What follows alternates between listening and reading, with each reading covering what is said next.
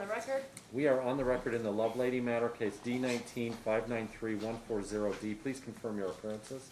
Good morning, Judge. Authorization bar number 10511. Here on behalf of the plaintiff, Jessica Lovelady, who is present to my right. Good morning. Good morning, Judge. Morning, Louis Judge. Schneider, on behalf Louis Schneider, on behalf of Michael Lovelady. Michael Lovelady. Getting a lot of feedback, Judge. Getting a lot of feedback, Judge.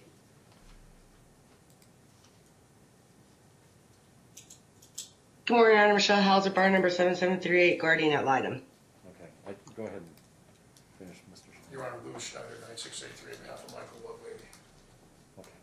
All right, this is the time set. This was scheduled on November 1st as a status check hearing. So there was a motion that was filed. The court granted an order shortening time that expedited the hearing on the motion to today's date. To be very clear for the record, this hearing has been on calendar since November 1st. The motion hearing was shortened to this time given the fact that we had a status check hearing already scheduled. So I've had a chance to review the papers. I directed that the child would be brought here this morning. The court has been at this process for more than a year. Your Honor, yes. Your Honor, I apologize for interrupting you, and I would never do that. But this case, in theory, was supposed to be sealed with an order to be done by Mr. Schneider, and I don't believe that order has been entered. And looking at the screen, I see other litigants here. Given that this is a sealed case and the dynamics of the parent-child relationship, I would request this hearing to be conducted as a sealed matter. Breakout. So we're going to move into a breakout. Thank you.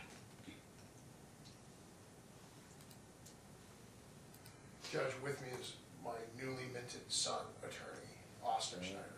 Welcome. I'm sorry. Bar number? I was remiss in that. Sorry, say again? Bar number? Oh, 15633, Your Honor. Okay. All right. Let's wait till we...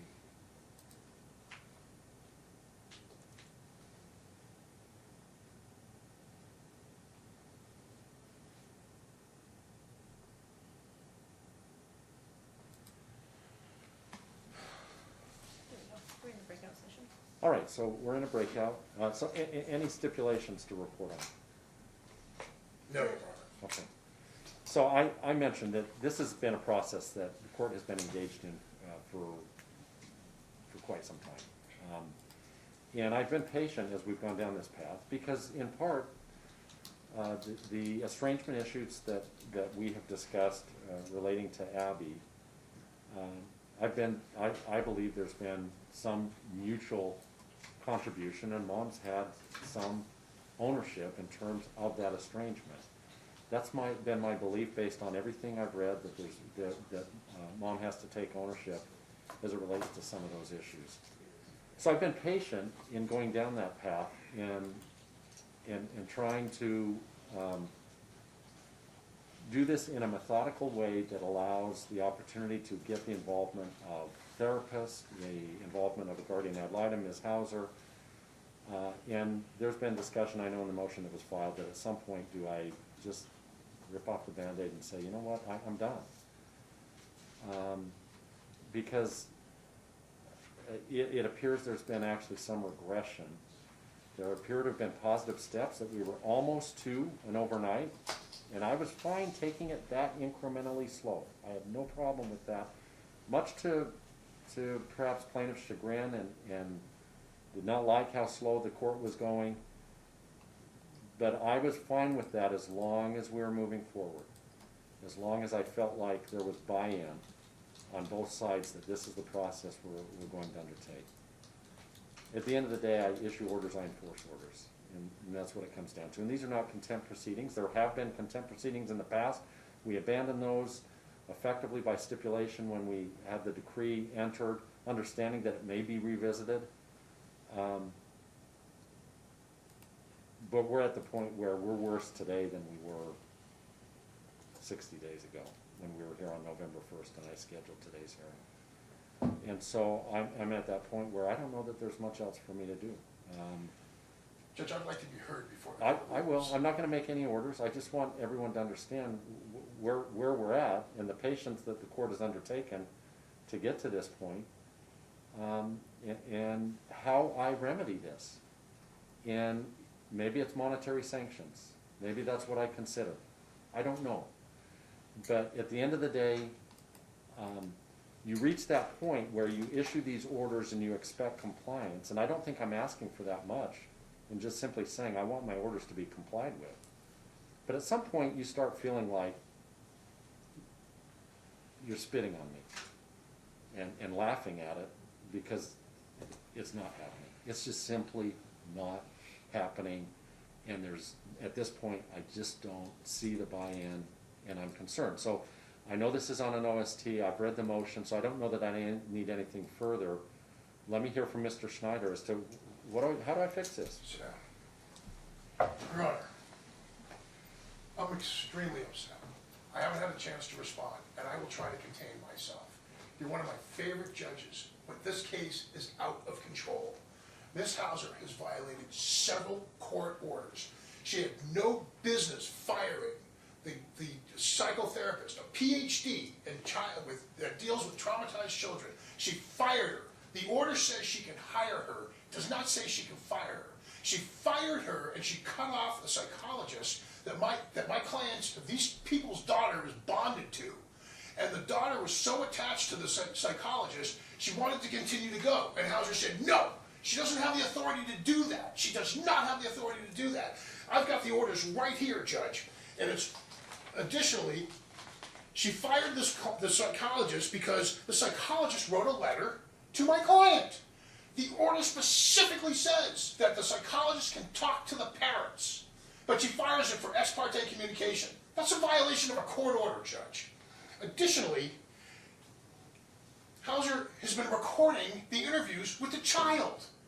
She doesn't want them recorded, but they're recorded. And there's a specific order that says she cannot record these interviews with this child. And then she tells my client, he said, what do you want me to do? Take her kicking and screaming and force her into a car? And she said, that's exactly what you have to do. I've warned him he's not to do that. Is that what you want, Judge? You want him to carry this child kicking and screaming and stuff her into a car? Your Honor, that's domestic violence. Is that the order of this court? Because that's not right. We can't do that. We were making progress. Yvonne Hart, who is the most qualified individual here, and they take her away. Do you know how much harm that did to that child? And then Michelle starts yelling at the child. And my client knows this because she called him. She was so hysterical. She was hyperventilating. And now she's staying in her room. She's self-harming. And so much harm has been done to this child by taking Yvonne Hart away. For what reason? For what reason? There was no ex parte communication. And now they want to back up the clock a year and a half and bring Ponzo back into this. Well, he was taken out of this case for ex parte communication. There was no ex parte communication. Your order specifically states, and I can give you the date and time of this order. For January 13th of 21, the therapist shall communicate only with the family and other members whom the therapist decides he or she needs to communicate with in order to help this family. Hauser shut it off. Why? Why? This child was doing so much better. And she said, you're going to act like a 4-year-old? I'm going to treat you like a 4-year-old. And she threatened her. And then she told my client, she said, well, you know, I'm on committees with Judge Duckworth. He'll do what I ask. We can put you in jail and end your career. He's a court martial. He's trying. He brought Abby to Thanksgiving because I prevailed upon him. Now, Audrey's a good lawyer. She sends me letters. She's begging me to get involved. It's not my job. I'm not going to get involved. I'm not going to tell my client how to parent, or I'm not going to tell a psychologist what to do at all. So I tell him, look, it's critically important that you get to Thanksgiving. So Mike sits down with Abby and says, you got to go to Thanksgiving. Please, you got to go. She goes. There's some kind of a mix-up. Mom's not there for 45 minutes. They have some interaction. She has a panic attack and runs away. There's still work that needs to be done with Yvonne Hart. Judge, I don't understand why that was done. There's no reason this... I'm sorry I got my mask off, Judge. There's no reason this should have been done. None. Your order specifically states that. Ms. Hauser has been acting like a judge and trying to resolve this case, in my opinion, to impress you. How fast she can resolve it. But when you start forcing and pushing a 15, almost 16-year-old girl around, you know what you get? I know you know this. They blow up. They go sideways. You cannot. When children get to this age, you can't force them. It's got to be done gently, and it's not being done gently. It's being forced to impress you. I would like Michelle Hauser taken off of this case, Judge. She's violated specific court orders. She had no business doing this. I'm tired of her being condescending and nasty to me, too. Judge, this is just wrong. This is wrong from so many different degrees. These meetings of the minor child should not be taped, recorded, as they are not being used as child testimony. Well, I'd like to see that recording. I'd like you to see that recording. I'd like you to talk to Abby. I'd like to clear this courtroom and let you talk to Abby, and you find out for yourself what's going on here. Without lawyers, without Michelle, without anybody. Would you consider doing that, Your Honor? That's up to the parties. Mike is all for it. Well, let me ask you, before I go down that And path, I'm I sorry, want to Your hear from... Honor. I like you. I'm sorry. But I'm worked up over this case. I got pulled out of a prelim. My client's facing 10 years in prison. I couldn't help it. It was a firm set. It was a status check. I could have done it on my phone outside the court. But no, I had to be here. I'm sorry. What is your proposed solution? My proposed solution is we let Abby meet with Yvonne Hart and let her do her job. What happened, I'll tell you something else that happened. Jessica went there, and Yvonne Hart, as an exercise, said, I want you to write down the things that you're upset with your mother about. She was working on it. Jessica stormed out, left the meeting with the therapist, went home, got all of Abby's stuff, and threw it on the front steps of Mike's house. What does that tell a 15-year-old child? It says her mother doesn't want anything to do with her. That's who caused this problem, right there. She destroyed her relationship with her child, and they're trying to hang it on my client. My client's paid for everything. He's done everything. He's made this child his life. He's a single full-time parent now. He's doing everything he can. It's Jessica's fault. She's got a destroyed relationship. She wanted to smoke pot, drink, and be in a room with her boyfriend, and left this kid stuck off in the side. And that's why we are where we are. But to try to blame my client because he's not physically forcing her, I've instructed him not to do that. Judge, most of my practice is criminal defense. He cannot physically force her to do anything. Yes, you can hit your child, but I don't recommend it. But that's what they want. Michelle's telling him, I want her punished.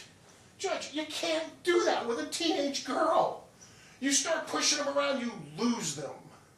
This has to be done gently, and it has to be done with a therapist. And Judge, you know how much harm can be done to a person that's bonded to their psychologist? So they just say, you can't see him anymore. That's just wrong. And she didn't ask you, and she needed to ask you. She doesn't have the authority to do that. The order specifically states that she can pick a therapist, and that's it. It doesn't say she can fire a therapist. Let me hear from Ms. Beeson.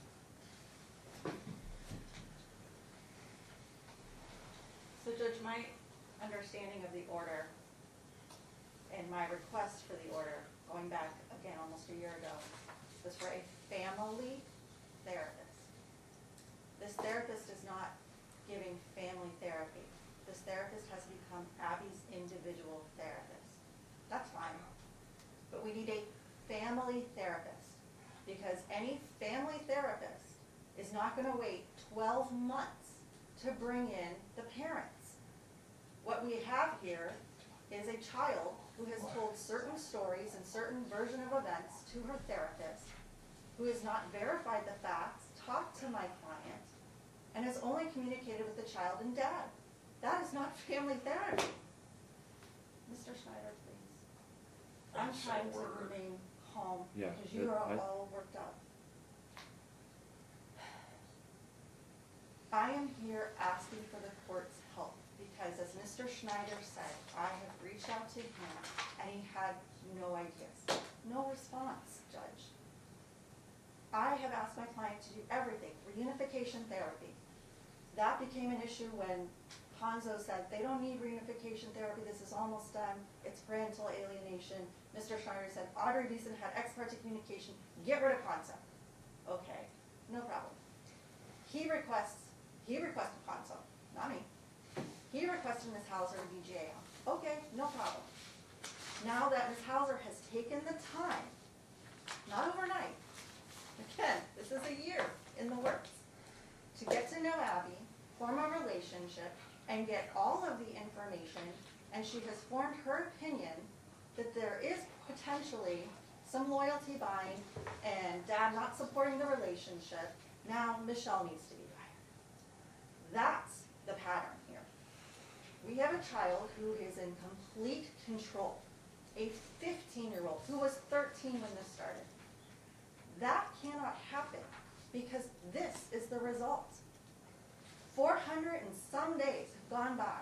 My client has not had meaningful contact with her own child.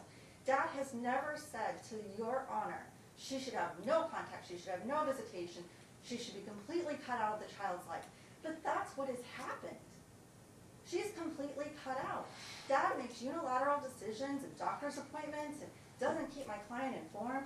And the only reason my client even finds out is when doctors call her or the school contacts her or she has to go through either me or Miss Hauser because Dad doesn't want to communicate with her. This is a huge problem. Dad cannot sit here today and says he supports this relationship and then have his attorney make degrading remarks about my client about something that was occurring during the breakdown of a marriage that has been over. We need your support and your help. We need a family therapist. I have no problem with a therapist who says I need to meet with each individual and then bring the family together. I have no problem with that at all. What I have a problem with is a family therapist who has only seen my client one time. That is not a family therapist. And the family therapist needs to be able to communicate with Dr. Hart. Dr. Hart's not been fired, to my understanding. To my understanding, Ms. Hauser said this needs to stop because Dr. Hart doesn't have all of the information. And she's not including Mom, and she's supposed to be a family therapist. How do we fix something when everything keeps blowing up and going backwards, and I can't get any help? Apart from the family therapist, what is your solution? What do I do? I'm asking for temporary primary physical custody. Temporary. I don't want an evidentiary hearing. My client is not seeking a permanent change. But the relationship has to be repaired. And unless and until the child is required to be with my client for at least her custodial timeshare, which she hasn't even had, but for at least the benefit of more time while family therapy is engaging, including Dad. I'm not excluding him. He needs to be part of the solution. And Abby needs to understand that it is not her choice, it is not her dad's choice, it is not Abby's choice. Otherwise, we have a teenager who has already run away from my client. When my client said, you want to go somewhere? I'll take you. With no consequences. My client did not dump a whole bunch of stuff at Dad's house because of an incident. I mean, again, but who cares about the facts, right? Because that makes a better story. But if I order, and that's one reason I required Abby to be brought here to these proceedings, and this is not a common routine. If I order that Mom is to leave with Abby, what is going to happen? That's the issue, Judge. Because, She believes Abby's going to run away. Dad's going to say, hey, she feels safe with me, so I'm going to let her come back to me, and I'm going to support that. So again, it needs to be with the parents. Parents, you don't have a choice. Abby doesn't get to run the show. Abby doesn't get to run away and come back to Dad. And Dad say, well, she doesn't feel safe with you, even though she hasn't been with you for 14 months. There needs to be consequences. Now, what those consequences are, I will leave to the court. But here I am pleading on behalf of my client to help salvage her relationship with her daughter. When this child reaches 16 and has a car and a driver's license, then what? What is Dad going to do when the child says, hey, I'm going to be at my boyfriend's house and I'm just not coming home? Well, I can't physically force her, and I let her do it with her mom for 14 months, so what am I going to be able to say now? Is that what Dad wants for this child? She is a child. all right, Ms. Hauser, anything you wanted to add? Well, I just want to clarify some things. And I think it's important we keep perspective.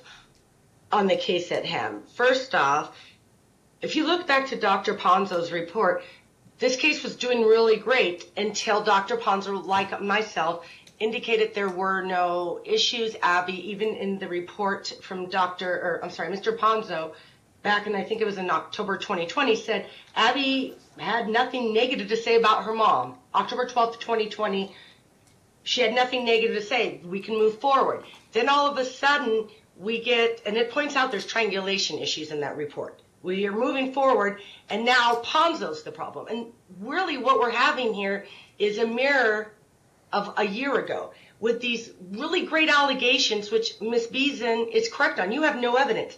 Number one, I don't know. I want to see Mr. Schneider, the videotapes of my interviews with Abby. If you could show them to me, please forward them to me, because they were never audio taped. So I don't know where that's even coming from. I don't have any audio, but if you have them, that means Abby taped them, because I never taped them. I don't even have that ability to do so under my Zoom account. So that never happened. Number one. Number two, with all these criticisms coming from Mr. Schneider, what happened with Dr. Hart, and if the court recalls, we had addressed this in August, I believe, this year, is Dr. Hart was not acting consistent with the court's order, which is this was family therapy. I made a recommendation to the parties, and the parties agreed that Abby would no longer see Dr. Hart, in part, and Michael knows this. I talked to Michael about it. Dr. Hart sent me an email giving me an update, which is what I requested, and then forwarded it to Michael and said, I hope this helps your case, or I hope this helps you out. In the meantime, she's not responding to mom. So how is this family therapy working when one whole parent is being excluded from family therapy, but another parent is getting all the information, and communications that are between me and her are being forwarded to the other parent with, I hope this helps. That's a problem.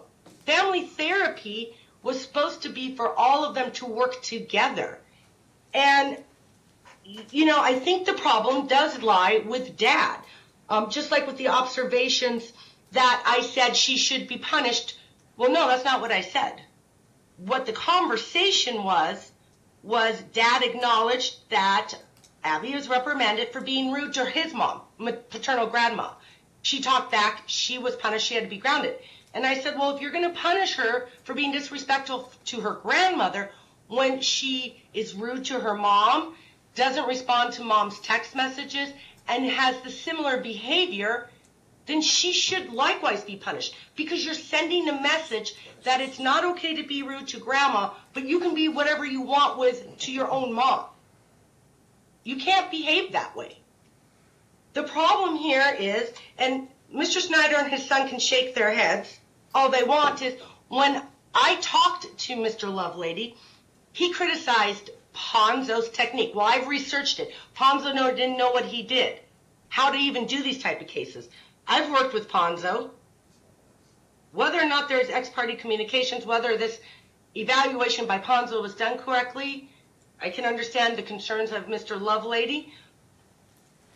But I don't think Mr. Ponzo would jeopardize his career to favor one parent. That's not my experience with Mr. Ponzo. So same question With I posed regards- to Mr. Schneider and Ms. Beeson. What's the solution? I have Abby here. I could order, Mom, you leave first. You're going to take Abby with you. Do I believe? Is that the solution today?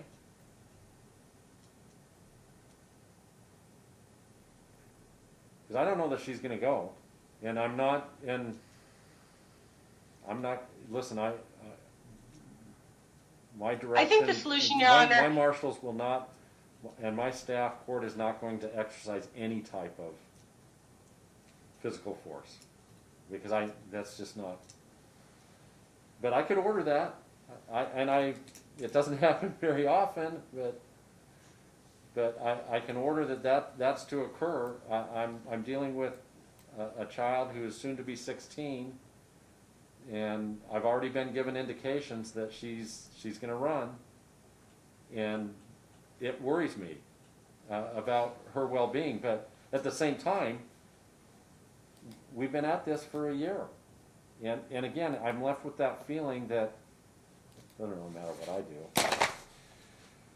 Your Honor, I think It the doesn't. solution is, Your Honor, I think the solution is Abby goes to Wilburn. I've talked to Kern Price, other JALs. I think Donna Wilburn has the ability, when you have these unique dynamics, to set up the appropriate parameters. And that needs to start at Dad's cost ASAP. I think Your Honor needs to talk to Abby and to Dad and explain that, look, Dad has to be not just in like his words to you, but actually in actions supporting this relationship, not undercutting it by knowing, we all agreed Dr. Hart wasn't going to go back to, there's an email change. Then once I recommend to Your Honor overnight visitation, let's get this going, the next thing he does is set an appointment with Dr. Hart, doesn't let Mom know, doesn't let me know, but tells Abby. And when we're like, no, that needs to be canceled because we all have this agreement because of these dynamics, he goes back and now it's my fault. Now it's Mom's fault. It's Audrey's fault. Your fault. His actions have to mirror a supportive relationship. And that's not what's happening. He needs to be committed, and maybe Donna Wilburn can work with him. But Donna Wilburn probably, because I don't want Abby to run, needs to work and structure it, because I know she's done it in very difficult cases, I think one in front of you even, and get this moving at Dad's cost with that appointment with Donna Wilburn being made today, and no more excuses. And Dad needs to understand that you have the ability to use contempt orders and not come to court and make wild accusations that I've said I was on committees. That never happened. I don't think I'm even on a committee with you. Does Abby... There's not trying to settle a case. There's trying to repair a parent-child relationship that's not being supported by Dad at all. Because the exact same thing that Mr. Schneider said to you at the last hearing, my job is to represent Abby and her voice, and you clarified no, it's best interest, is the exact same thing Abby said to me. Literally, word for word. The exact same thing that Michael said to me about, well, Mom's an alcoholic and I don't trust SoberLink and of course she's not going to drink, da-da-da-da. Literally, I did the next interview with Abby and guess what? Exact same thing. And if Dad's not going to support this relationship, then yeah, we can't make progress. Who goes to UNLV co-parenting class? And what he told me is he went there, and what he learned from UNLV co-parenting is that he doesn't need to coordinate visitation with Mom because Abby's 15 and she's adult enough to do that. One, if UNLV co-parenting is saying that, we have a problem with them. And two, under these dynamics, yes, he needs to be the parent, not the friend. Does Abby have a rapport So with... go to Donna. He needs to pay for it, and he needs to be admonished that if this behavior continues, you do have contempt powers. Does Abby And you have the right to rapport- exercise them. Does Abby have a rapport with Dr. Hart? No, she hasn't seen Hart. She stopped seeing Dr. Hart in June because she got COVID. That's not true. That recommendation not to see Dr. Hart came in like August 24th. August 24th, like months after she had stopped seeing Dr. Hart. She hasn't seen her since like June-ish. That's just not true, Judge. My client can, Abby's bonded with Dr. Hart. Dr. Hart is the most qualified person. Judge, I'll agree, you can have a conversation with Dr. Hart and see what you found. Jessica walked out of that therapy and never went back. That's not Dr. Hart's fault. That's not Dr. Hart's fault at all. Abby is bonded to Dr. Hart. This is the third therapist. You can't throw somebody else at this girl. Judge, Hauser had no authority to stop that. And nobody in this room has the ability to comprehend what somebody with a doctorate in psychology has. And she's bonded to, and first, I think you know this. I know you know this. First, you got to have a relationship with the child so that you can slowly turn that ship around. And I don't know why everybody's trying to vilify my client. He didn't cause this disastrous relationship. Jessica did. And then she stormed out of the therapy session and dropped all of her stuff off at her house. That sent the worst message you could possibly send to an almost 16-year-old child. And Abby, even after Michelle Hauser said, we are not using Hart anymore, Mike continued, at Abby's request, to take her to Dr. Hart because Abby feels good with Dr. Hart. She's learning about herself or whatever is going on there. I don't know. I've stayed out of it. But, Your Honor, we got nothing to hide. Call Dr. Hart, have a discussion with her. But I would like to. Listen, you know I can't do that. I'm sorry, Your Honor? I can't call that. Well, and here's the problem, Your Honor. No, I'm not. Then let's put her on and get a report. Well, but, listen, Judge. and again, I'm searching for you indicated that Ms. Hauser was recording their communications. Where did that come from? I'll tell you where that came from. Because Abby went crying to her father that a pop-up comes on her screen every time Michelle does a Zoom with her, and it says, you have to click this and to authorize to be recorded. And so Abby's been clicking it because she felt like she had to. And she doesn't want what she is saying to Michelle to be recorded. Well, So she's saying She's it's not saying that recorded. it's never been I bet you recorded. Michelle's not lying. I will grant that. But that up until now, the pop-up has been coming. Judge, but I mean, listen, and again, you were irate with the fact that you believe she was recording the conversations because of information coming from Abby. it came through Mike. She cried to Mike that But she's this recording is me. I don't this want is- to be recorded. And it doesn't sound like it was happening. I accept as an officer of the court that they were recorded. Judge. But all of a sudden it is spun out of control. Contempt, violation of a court order. Here's the order, no recordings. Show me a recording. And where It she, didn't happen. It sounds like it didn't happen. she fires Dr. Hart. Okay, okay. Well, listen, set that aside. I don't have a problem. Here's where I'm at. Yes, Judge. I don't have a problem getting back to the family therapy dynamic, and I understand trying to establish that rapport. At the end of the day, there's obviously a fundamental lack of trust in Dr. Hart serving as the family therapist. Not by us. Well, I'm hearing that from Ms. Hauser, clearly from Mom. I understand your position that perhaps this takes some time, but it's taken an awful lot of time. We've been at this for a long time, and it's time to put our foot on the gas and start accelerating this a little bit. I don't have a problem fundamentally with Abby continuing to see Dr. Hart, but I'm not comfortable with Dr. Hart serving as the family therapist. Your Honor, Jessica walked out. She can walk right back in. If Abby goes, if Abby And Your goes to Honor- Dr. Hart, and she will, then Jessica can go right back in, and Dr. Hart gets a huge head start. But now we bring in Donna Lowe, and why should my client have to pay for it? Well, He's no, paid listen. for everything. Well, I'm not suggesting that Ms. Wilburn is going to be the family therapist. I think there should be someone different that serves in that family therapy role. But my protocol is going to be to set up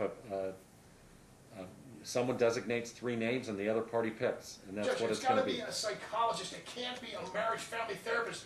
Donna Wilburn and the few of those people that are married, or LFWs, whatever the heck, they're marriage family therapists. They're charging $8,000, $9,000, $10,000. They're not qualified to charge that much money. It's ridiculously expensive. Dr. Hart came from Michelle Hauser. I've never. That's not true, Mr. Schneider. That is not true, and you're just making false allegations. It's in an email Here's the right here problem. from Hauser that she picked her. I don't know why she's changing her story. It really irritates me. Because it didn't come from me. And when I told her It I didn't said come I had from a me. prelim, she goes, well, that sounds like a personal problem. You know what? I don't need that kind It of is a personal sarcasm. problem. Why don't you stop interrupting? Listen. Again, I don't know that I'm any further along with creating solutions. I've got a I child would that, ask that you speak to Abby and find out for yourself what is going on. You're a nice guy. I think she'll relate to you. She'll be able to pick up on the fact that you're a nice, family-oriented guy. I know you have kids. I know you've been through this. Please speak to Abby and feel what's going on her mind. Okay, Judge, please. She's here. Your Honor, here's the problem Here's with the Dr. email. Hart. She's had, Of both, of, Your Honor, of the here's choices the, offered, Your Honor, she's the hang only. on, Ms. Hauser. Your Honor, here's Michelle Hauser. If I can approach, or if I can give this to your marshal, Now, this is Michelle Hauser picking Dr. Hart because of her qualifications. We didn't pick her. Okay. Judge, Abby needs to see Dr. Hart because she's bonded to her and it's making a big difference. Right now, things have regressed so badly with Abby that she's staying in her room, she's picking at her nails, she's self-harming. It's not a good situation. And I got my client to get her to for Thanksgiving, and it didn't work out very well. Well, I'll ask Ms. Work needs to be Beeson, done. what's the plaintiff's position in terms of the court sitting down with Abby? Judge, my only concern is that Abby's gonna tell you exactly what she's told everybody else, which is her version of events. We'll stipulate, we stipulated to that a year ago. I don't think it does any good. Are you objecting to it? Yes, I'm objecting to it, Then she can't really because answer it's it. been very clear what her position is, what Abby wants. I She's don't know how, I'm if sorry. I may finish, please. Well, I I don't was know. talking. No, Ms. Beeson needs to finish. I don't know how a conversation with you, with her just explaining her feelings, when we already know her feelings, is going to do any good. And I think the fact of sitting down with a judge and having to explain herself to a judge, I don't think that is gonna do a benefit. My only request was that she hear that these parents need to follow court orders. That was my request. It was a very limited request. Judge, she's already heard that. And I don't think it made a lot of sense to rip her out of finals today either. She's in the middle of finals. Mom knew that. Everyone knows when finals occur. She had a final this morning, she did lousy on, and now she's missing a final right now because she's here. I just don't see the urgency and the emergency here. But Your Honor, as long as she's here, what harm could come from you hearing from her own mouth? Well, I would only do it by stipulation. I know, you can't, I understand, Judge, I get that. Your Honor, If we're gonna- here's if the we're gonna thing have a with different- Dr. Hart. She's had 3 sessions. So I picked Dr. Hart because one of the parents, and I think it was Mom, had to give me 3 names, or Dad did. So I had 3 names. I investigated the 3 names. That was the scope. Out of the 3 names, that was the person to pick. But Dr. Hart, these are not therapy issues. This is a dynamic of parental alienation, or whatever term of art we're using now, that a lot of doctors aren't familiar with. We had an agreement, because I made a recommendation, we had this on a court record, I think back in August, that she wouldn't go to Dr. Hart because she'd only seen Dr. Hart from April when that assessment was made until that hearing in August 3 times. And part of the problem is Dr. Hart is aligning herself and believing everything Abby says negative about her mom without talking to Mom and finding out, okay, is this true? So now, yes, Dad and Abby, I'm sure, want to go to Dr. Hart because they're on her side. The problem I'm having with Dr. Hart is if Abby's been going, then that's a guesstimate we all agree to as far as Dr. Hart. But my understanding, and Ms. Beeson would have to explain more, is her client has been asking Dr. Hart for information. Hey, how often are you seeing Abby? And she's getting no response. So that's creating additional evidence. It needs to be somebody that's trained in these triangular issues, which to say every doctor is trained in triangular issues is not accurate.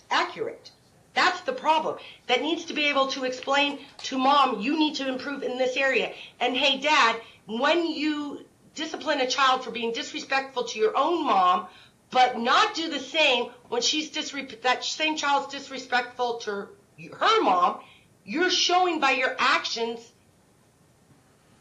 it's okay that you're not supporting that relationship. You need somebody who is understanding. Sunshine Collins. The reason I picked Donna Wilburn is because I did talk to other JELs and the affordability. You go to somebody like Sunshine Collins or that's a doctor, Dr. Holland, something like that, it's going to cost more expensive. But saying that they just need family therapy when Ponzo has identified triangulation issues and they're still occurring, they're not trained in that. This is a unique dynamic to family court.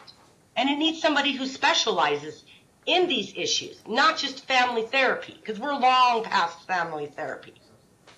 When you have a dad who's questioning the techniques of Ponzo, who's questioning Mom, who did do SoberLink voluntarily at my request because Abby said Mom's drunk at visitations, and then is criticizing SoberLink and having Abby parrot that back, we have problems. Like you pointed out, I've not taped these. I don't know where that pop-up's coming from. But if it came on, I don't know about it. Abby never said anything to me, and I would have immediately addressed it. But I don't have any video recordings. All right, here's what I'm going to do. I'm going to set an evidentiary hearing on the underlying, on the issue of custody. I need to take evidence. That's where I'm at. I haven't been given a clear path of what the solution is. I'm dissatisfied with the progress. It's unacceptable. Orders have not been followed. So I'm looking at setting this for an evidentiary hearing. I can give you a full day on February 24th.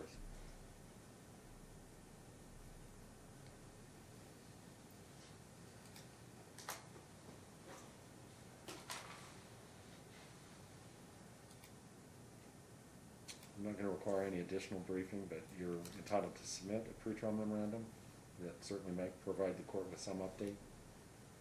That should be submitted along with any exhibits prior to the 17th.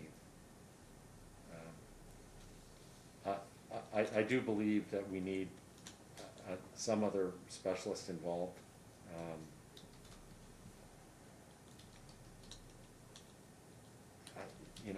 But I'm going to leave that up to counsel, and it may not happen. I get that, but I have to somewhat back up. And I've said this before. I've repeated it several times. I issue orders. I enforce orders, and we can get a lot of specialists involved, and that's great, and that may be good for Abby.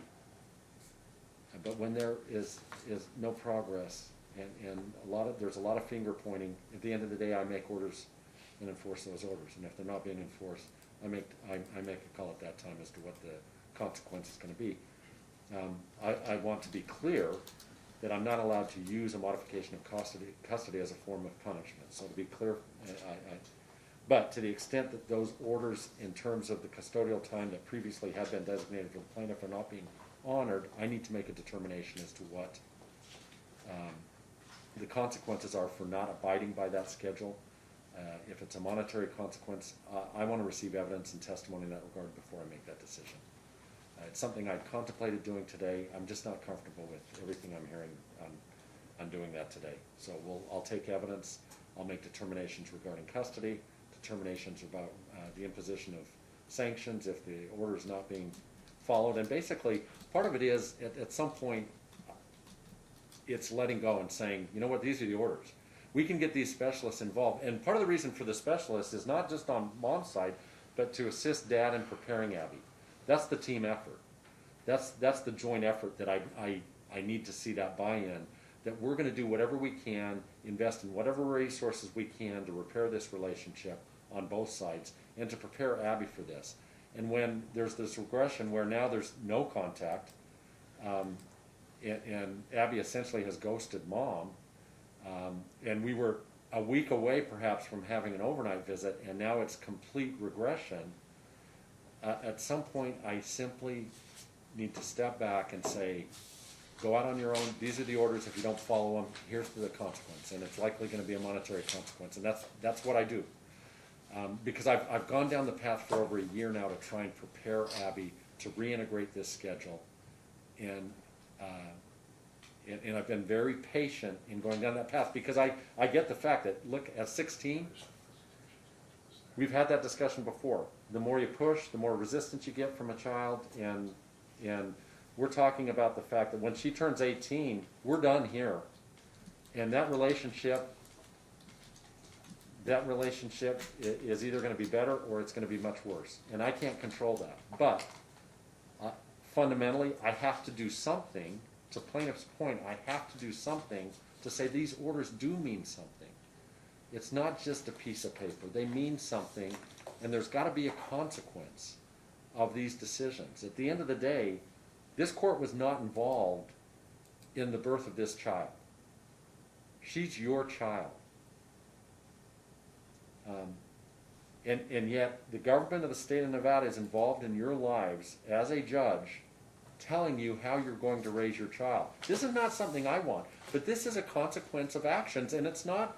And when I say that, I said at the outset, Mom has some ownership in this. She created these issues that have arisen, some of these issues, at least in part, but at the same time, I just don't feel that I have Dad's complete buy-in. That's not to say he hasn't made efforts, But I think at the end of the day, Abby knows the dynamics between mom and dad. Dad is there to rescue Abby at any turn.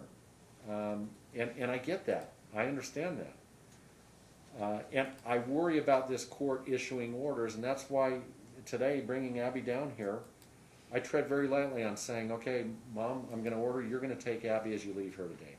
How is that going to go? I get it. She's almost 16. How is that going to go? And is that going to solve the problem? I don't think it is.